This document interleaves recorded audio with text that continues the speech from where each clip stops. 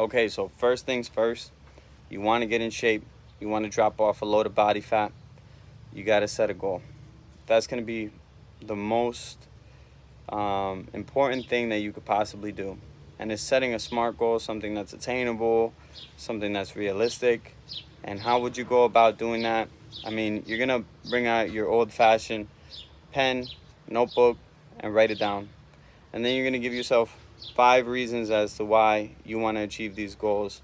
And then you have to attach very specific and meaningful things to that goal, because when things start to get rough, that's when you're going to start to break down, and then you can start to go back and come back to the goal and make it actually happen.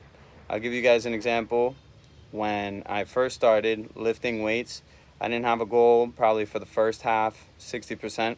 I didn't get anything done. I would lose 1 to 2 pounds, and then I would just flop back up and get 5 more pounds.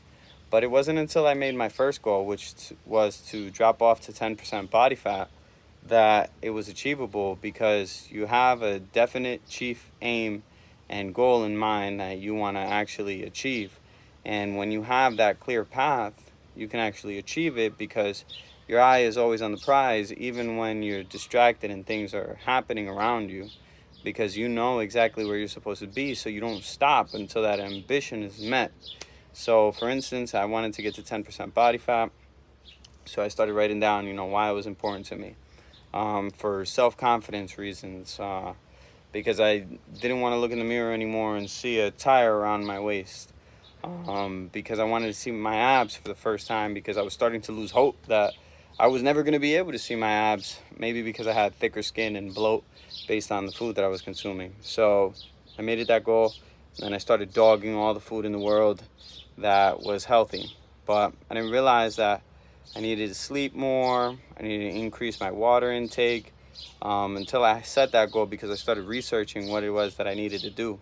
So I started making those things happen. I started getting stronger in the gym, started implementing more cardio.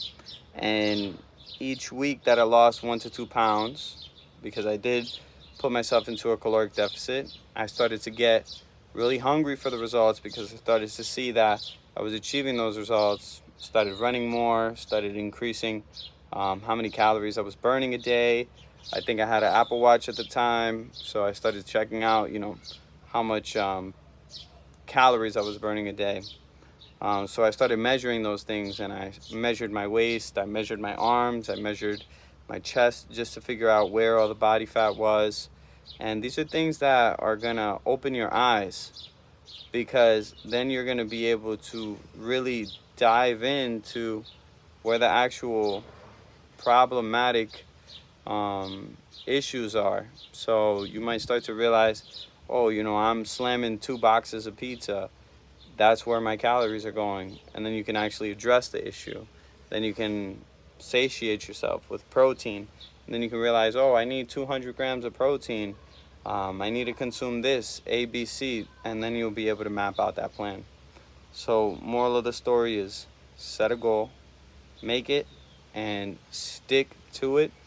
Attach 5 whys. Why is it important to you? Why is that important to you? What are you going to get out of this? How are you going to know that you achieved the goal once you get down there?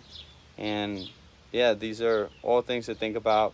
So if your plan is to get shredded by June, or if it's by August, or however, whatever time frame, you got to set the goal, got to write it down, put it everywhere, put it on your wallpaper.